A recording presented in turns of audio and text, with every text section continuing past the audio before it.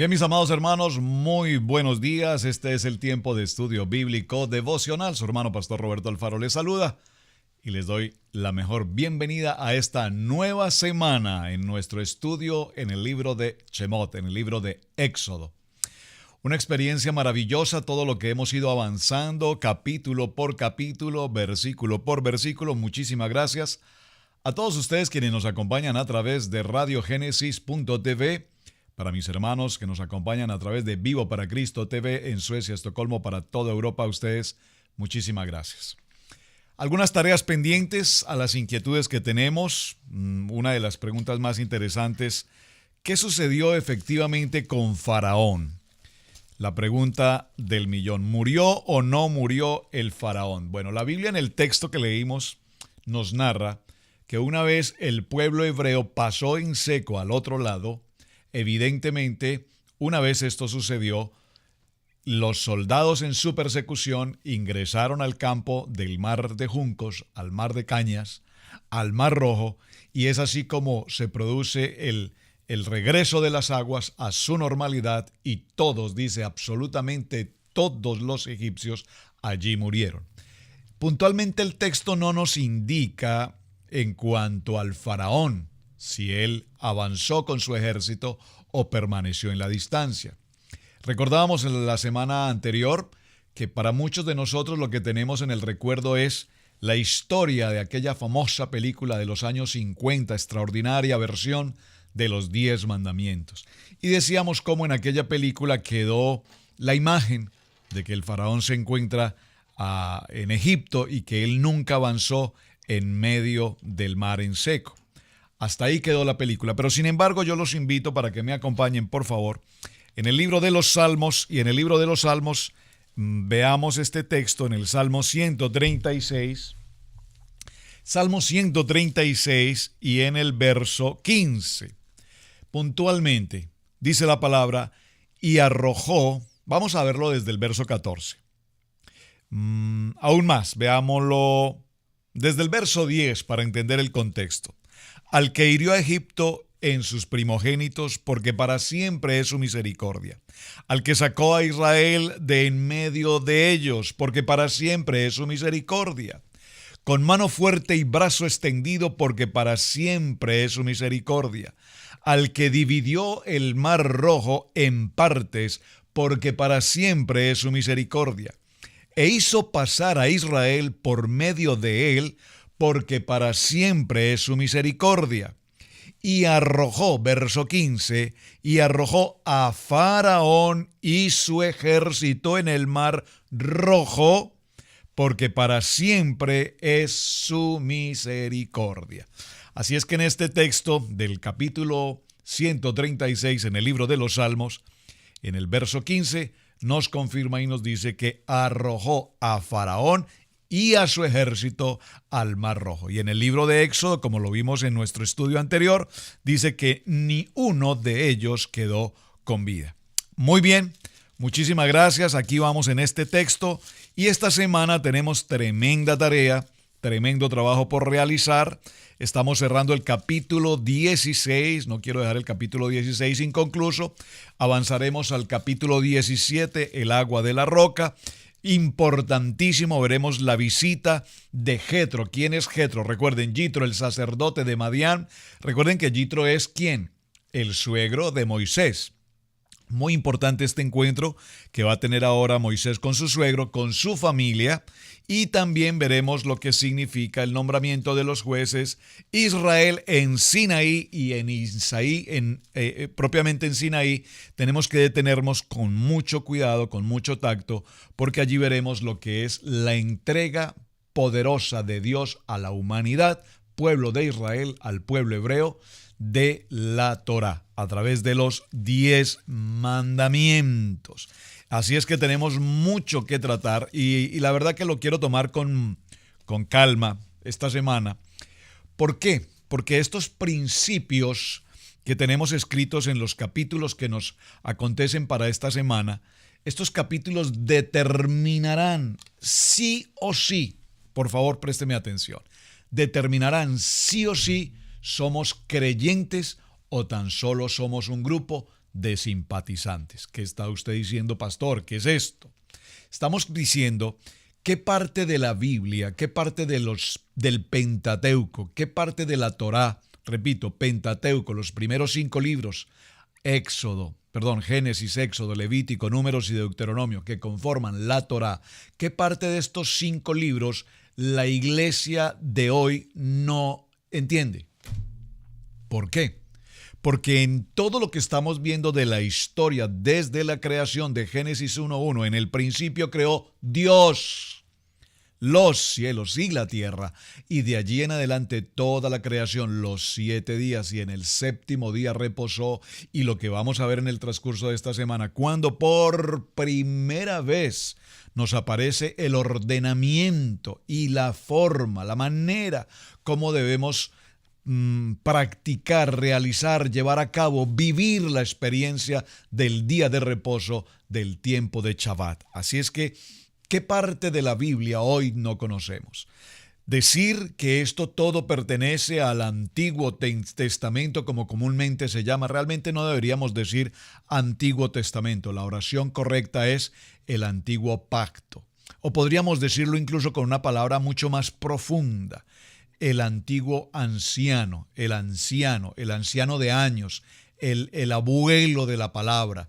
Y de igual manera no es lo mismo decir nuevo pacto que pacto nuevo. Es decir, que cuando hablamos del evangelio en el nuevo pacto o en el pacto nuevo, también debemos tener consideración cuando hablamos del Nuevo Testamento. En conclusión, la Biblia significa libros. Biblia significa libros. Realmente solo por efectos de academia, solo por efectos de estudio, es que realmente la Biblia se ha dividido como la tenemos en capítulos, en versículos, o como la tenemos en Antiguo y Nuevo. Pero realmente la Biblia viene del origen biblios, que significa libros. Es un solo contenido, de principio en Génesis, Bereshit, al final en el libro de Revelación, Apocalipsis. Es un solo libro. Y por favor, todo este libro que tenemos a nuestra mano nos habla de un pueblo hebreo, de un idioma hebreo, de una nación hebrea, nos habla de un Mesías hebreo, nos habla de 12 tribus hebreas, y todo el contenido de la palabra es hebreo. Así es que usted tiene en sus manos una Biblia hebrea, en un contenido hebreo, con un contenido 100% de principio a fin, narrándonos la historia de una nación, el antecedente, la nación, luego el proceso, la división de esa nación al norte, al sur, y de todo ese proceso llegar a una gran conclusión en el monte Sinaí, que será el tema de semana, cuando se entrega la Torá. Cuando se entregan estos libros y esta ordenanza de vida, un manual de instrucciones, no fue entregada solamente a la tribu de Judá. Por eso hoy hablamos de los judíos. Fue entregada a Israel, al pueblo hebreo, a las 12 tribus. Esto usted debe tenerlo absolutamente claro. Y cuando veamos en el desarrollo del tema la importancia de entender de dónde viene Judá, el pueblo judío que está presente hasta el día de hoy, porque las demás tribus fueron esparcidas. En la casa de Israel se esparció por las naciones. La única que regresa es Judá. Por lo tanto, por eso hoy mencionamos Judá. De paso, solo permítame mencionar que a todos aquellos hombres y mujeres nacidos en Israel hoy se les conoce como judíos, ¿verdad? ¿Usted nació en qué país? ¿En México, en Colombia, en Venezuela, en Chile, en Argentina? Hay un gentilicio que lo identifica según la nación en la que hayamos nacido. Es un colombiano, es un mexicano, es un salvadoreño, es un ecuatoriano, es un peruano, ¿verdad?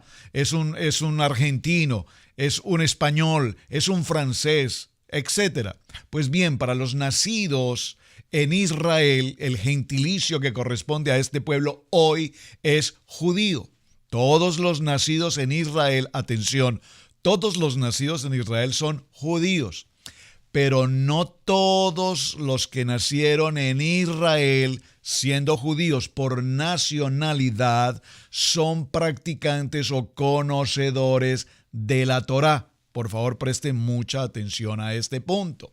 Es decir, para ser judío de nacimiento hay varios requisitos. Uno, el principal, el más importante, haber nacido de un vientre de madre de mujer judía. Es decir, si un joven nació en la ciudad de Nueva York de una familia judía, el hecho de nacer de un vientre de mamá judía es lo que lo hace ser judío. Esto es muy importante que lo tengamos presente porque con frecuencia personas me dicen o me comentan o me preguntan aquí, nos envían mensajes, pero ¿por qué hoy vemos a tanta gente judía haciendo cosas que no corresponden a gente de Dios? Están en problemas, en conflictos, en guerra, en pleitos, en contienda, en negocios, en todo tipo de negocios bien habidos, mal habidos, en alcohol, en drogas y demás. ¿Qué clase de judíos son? Pues bien, son judíos en el sentido, repito, de que nacieron en Israel. Pueden ser judíos en el sentido de haber nacido de un vientre de madre judía, no necesariamente de un padre judío, de madre judía. Pero por favor, el hecho de haber nacido en Israel, aún de vientre de madre judía, y no ser un hombre que sea entendido en la palabra de Dios, entonces lo descalifica automáticamente. Será siendo judío por su nacionalidad, pero mientras no tenga la identidad en la Torá, entonces hablamos de personas totalmente apartadas o separadas de esta situación. Muy bien, todo esto que hemos mencionado para que nos vayamos adentrando a nuestro tema de semana, esto lo mencioné en ocasión a las preguntas que ustedes me envían y sobre la cual quiero dar respuesta. Muy bien. Quedamos en nuestro tema en el capítulo 16 y venimos hablando del tiempo en el cual, verso 8, Dios habla a Moisés y le dice Moisés, Jehová os dará en la tarde carne para comer y en la mañana pan hasta saciaros, porque Jehová ha oído vuestras murmuraciones con que habéis murmurado contra él, porque nosotros, ¿qué somos? Dice Moisés, Aarón y yo, ¿qué somos? Ustedes murmuran contra nosotros y nosotros, ¿qué somos? Realmente ustedes están murmurando, es contra Dios, contra nuestro Padre eterno.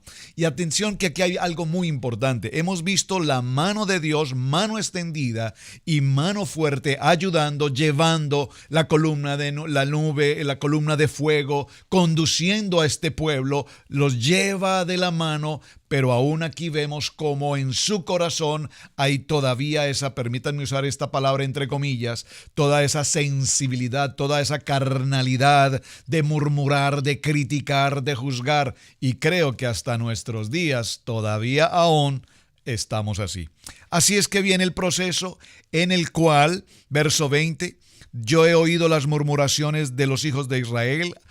Háblales diciendo, al caer la tarde comeréis carne y por la mañana os saciaréis de pan y sabréis que yo soy Yahweh vuestro Dios. Al verso 15 dice, viendo los hijos de Israel, se dijeron unos a otros, ¿qué es esto? Porque sabía que era entonces. Entonces Moisés les dijo, empieza a caer el maná del cielo. Entonces Moisés les dijo, este es el pan que Yahweh os dará para comer. Dígalo conmigo, nuestro Padre Yeshua, el pan de vida. Maná, que viene de la palabra manú, que significa comida preparada. Comida preparada. Esta comida 100% preparada viene del cielo. Una comida integral en todo el nutriente necesario para que este pueblo soporte la inclemencia del clima, para que este pueblo soporte las inclemencias del desierto. Un alimento 100% del cielo que al alimentarse, al nutrirse, al comerlo, no es un alimento que se pueda desechar.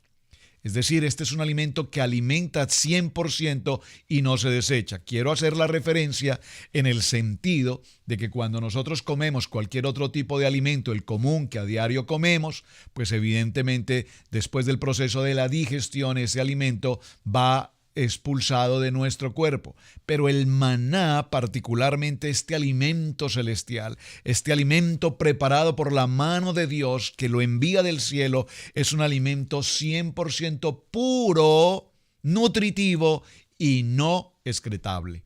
La palabra de Dios es un alimento que no desechamos y el alimento del cielo no está hecho para ser desechado. Así es que el Señor da indicaciones e indica en qué porción un gomer, una cantidad determinada, 1,5 litro de gomer es una cantidad preparada la cual se debía recoger y nos indica que debemos recoger estrictamente lo necesario, nada más que lo necesario, según el número de personas en la familia. Por favor, vaya a primer libro de Corintios, capítulo 15, verso 20, lea ese texto. Segundo libro a Corintios, en el capítulo 8, versos 13 al 15, por favor, léalo. No lo voy a hacer ahora para que ganemos un poquito de tiempo, pero allí vienen las indicaciones. Muy bien. En el verso 23, y les dijo Moisés, esto es lo que ha dicho Yahweh, mañana es el santo día de reposo. Por favor, les pido, mis amados hermanos, vayan conmigo en el estudio, subrayando cada texto y entendamos qué la palabra nos indica. Libro de Éxodo, capítulo 16, verso 23, subraye el texto, mañana es el santo día de reposo, el reposo consagrado a Yahweh. Lo que habéis de cocer, cocedlo hoy, y lo que habéis de cocinar, cocinadlo, y todo lo que os se obrare, guardadlo para mañana. Porque aquí viene la palabra de Shabbat. Shabbat, que significa nuestro día de reposo. Lastimosamente, esta palabra, Shabbat, esta palabra prácticamente hoy ha desaparecido, por así decirlo, entre comillas, de la faz del contexto cristiano. Y todo esto se obedece sencillamente a algo que ha sucedido a lo largo de la historia. No voy a referirme a toda la historia, voy a dedicar en el transcurso de la semana, o probablemente hagamos una sección en la que hablemos exclusivamente de la historia del Shabbat. ¿Por qué? Porque el día de reposo, el sábado, el Shabbat, ha sido el día que Dios asignó a su pueblo. ¿A cuál pueblo? Al pueblo israelita, al pueblo hebreo. Dígalo conmigo, a mi pueblo. Porque somos nosotros parte de ese pueblo. Claro que sí. Si te pregunto hoy, ¿a qué pueblo perteneces? ¿A un pueblo gentil o al pueblo de Israel? ¿Cuál es tu respuesta? Si tu respuesta es el pueblo gentil, lo siento mucho, necesitas entrarte a la palabra y establecer lo que estás contestando. ¿Por qué? Porque gentil significa un pueblo sin pacto, pero nosotros ya hemos hecho pacto con nuestro Dios Padre Todopoderoso desde que lo recibimos en nuestro corazón como nuestro único y suficiente Salvador, desde el momento en que nosotros empezamos a cumplir con el compromiso, el pacto, y nos bautizamos. A propósito de bautismo, miren qué interesante es. No sé si detenerme realmente en todo este proceso, pero permítame mencionarlo brevemente porque es muy interesante que lo veamos. Realmente, cuando el libro de Éxodo en el capítulo 15 y en el verso 22 nos dice que estos 3 días de viaje en el desierto, los hijos de Israel no encontraron agua. Esto significa que en la esfera de lo que estamos hablando venía un tiempo de resurrección. No hay el agua natural, no hay ningún suministro de agua, pero desde este preciso momento Dios está trabajando en el proceso de que este pueblo de Israel sea bautizado.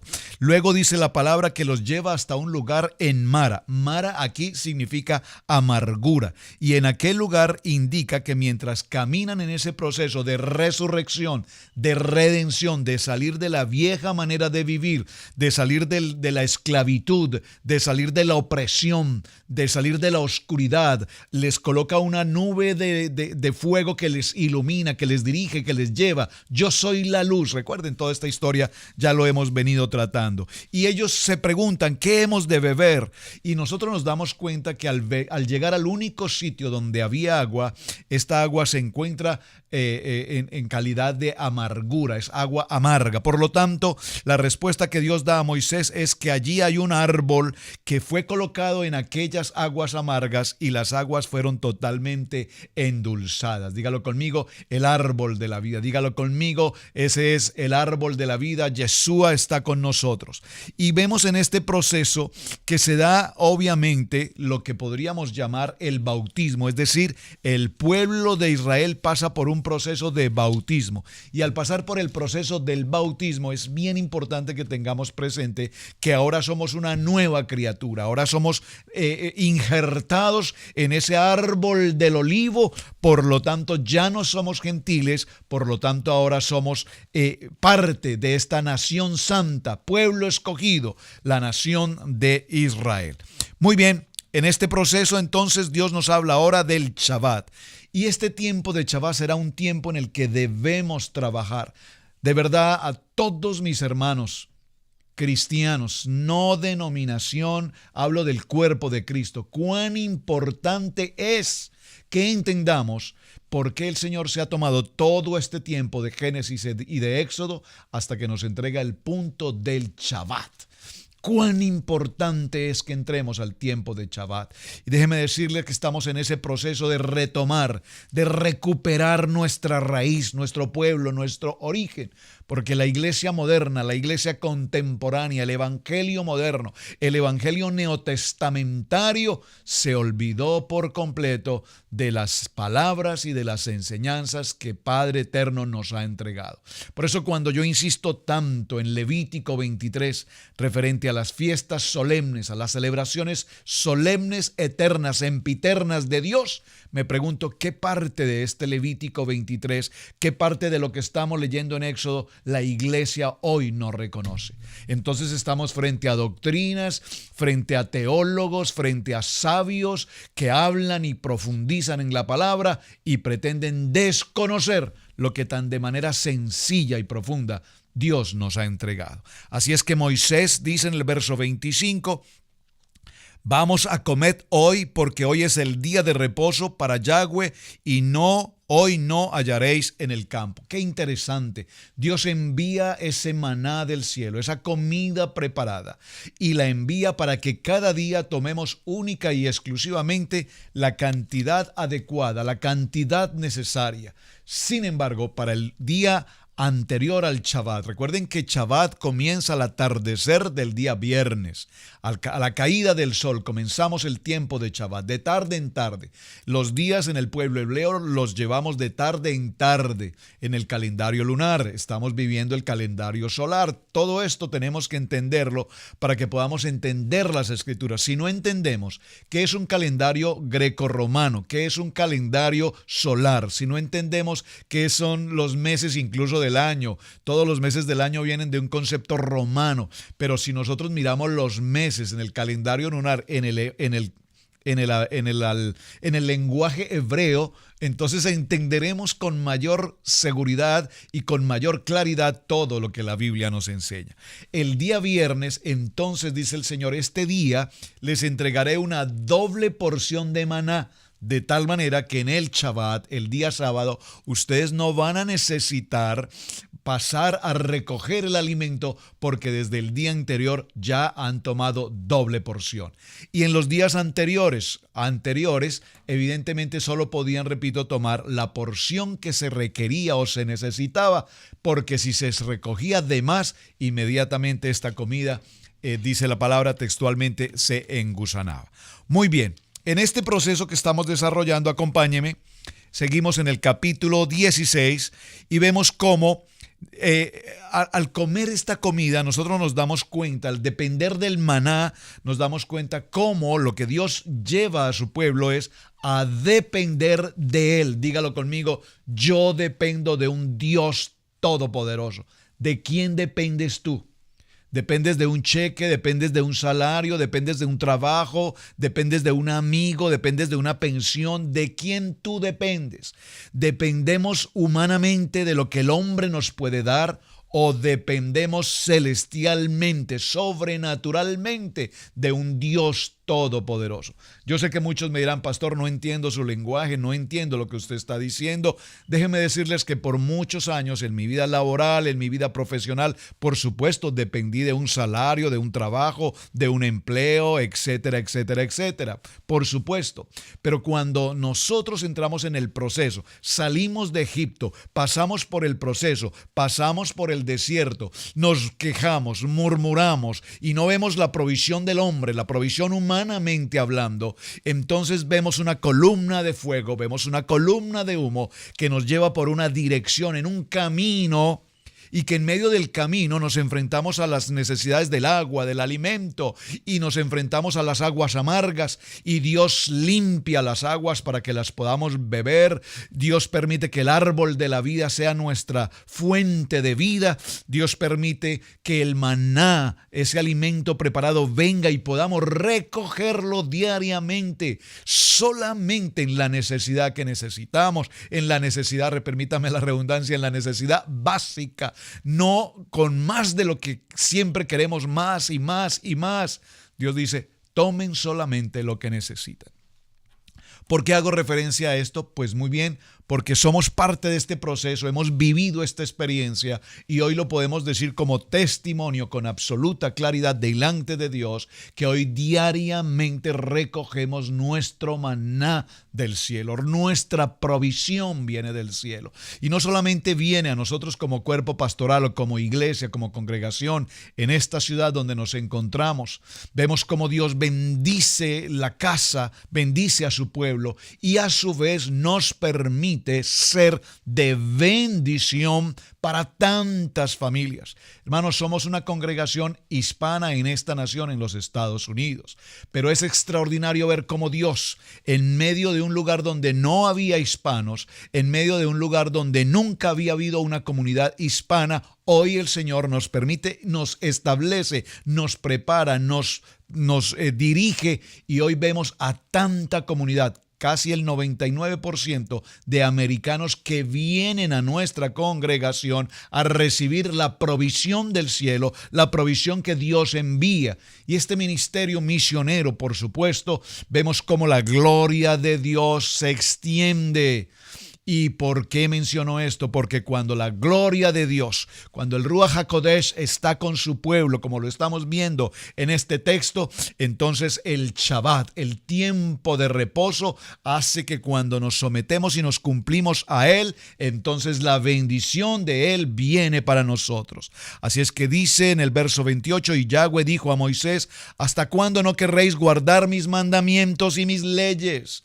¿Hasta cuándo hoy nuestro pueblo, la iglesia que hoy tenemos en el entorno, hasta cuándo, dice este texto, no vais a guardar mis mandamientos y mis leyes? ¿Hasta cuándo? El evangelio neotestamentario y la iglesia contemporánea, ¿hasta cuándo piensan ignorar lo que escrito está y lo que Dios dejó establecido para que cumpliésemos? Mirad que Yahweh os dio el día de reposo y por eso en el sexto día os dan pan para 2 días. Esto es pues cada uno en su lugar y nadie salga en el séptimo día. Aquí el séptimo día equivale, repito, al Shabbat y equivale, por supuesto, también al día de reposo. Hago una salvedad con respecto a este punto. Séptimo día, como muy seguramente usted lo ha escuchado muchas veces, séptimo día también es una denominación llamada adventistas del séptimo día. Pero ser adventistas del séptimo día en ninguna manera tiene nada que ver con el Shabbat. Preste mucha atención a lo que estoy mencionando. La gente dice, ustedes se van a volver adventistas, ustedes se van a convertir en sabatistas. No. Esa denominación llamada adventista se congregan en su asamblea el día sábado, pero muy lejos también de practicar o de vivir lo que realmente es un Shabbat. Por lo tanto, ellos no practican Shabbat, ellos simplemente son sabatistas. Se congregan o se reúnen un día sábado. Tenemos que diferenciar qué es un Shabbat en la palabra, en la Torá, y qué es ser un sabatista en la denominación o en la religión cristiana. 2 conceptos totalmente diferentes. Entonces, no porque nos reunamos un día sábado somos Shabbat, somos sabatistas.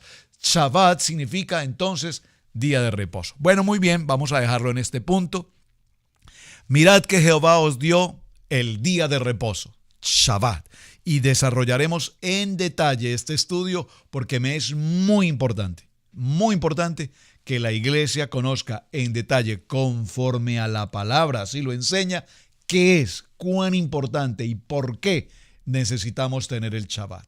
Constantino en el año 321 en Roma anuló el Shabbat y convirtió el día de reposo al domingo. Y para muchos su día de Shabbat, según Constantino en Roma, es el día domingo, contrariando absolutamente lo que la palabra nos enseña. Interesante, ¿verdad?